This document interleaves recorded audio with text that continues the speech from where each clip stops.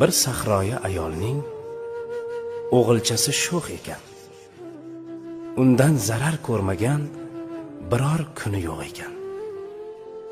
Qozondagi taomin tepib qochib ketar ekan, meshidagi suvini sepib qochib ketar ekan.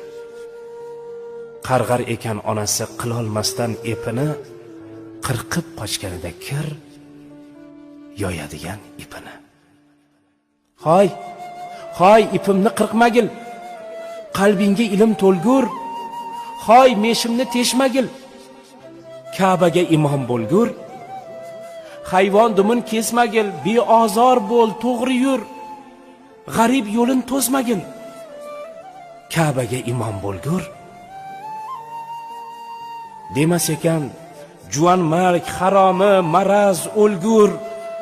Bitta ekan qarg'ishi, Ka'baga imom bo'lgur. Niyat ketdi, vaqt ketdi. Misli yel yo shabada shu ayolning shu o'g'li imom bo'ldi Ka'baga.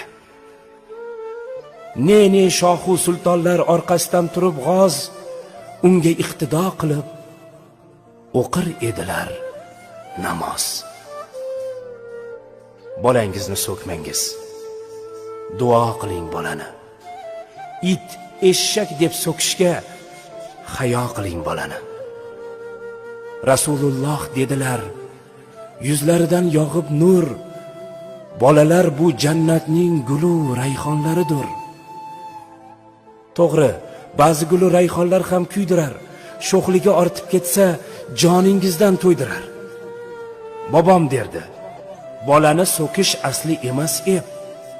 Jahlingiz chiqsa ayting, nodon yoki xumpar deb. Boy bo'lgur, ko'paygur deng. Aslo demang o'l la'nat.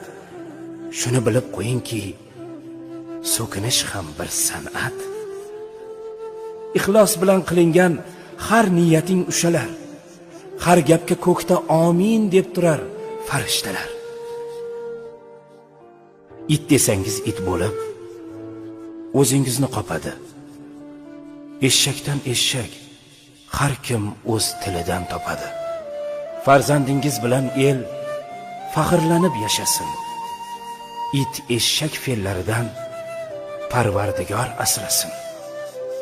Olim, shoir, hunarmand, polvon bo'lsin bolalar. Yurtga kerakli halol inson bo'lsin bolalar.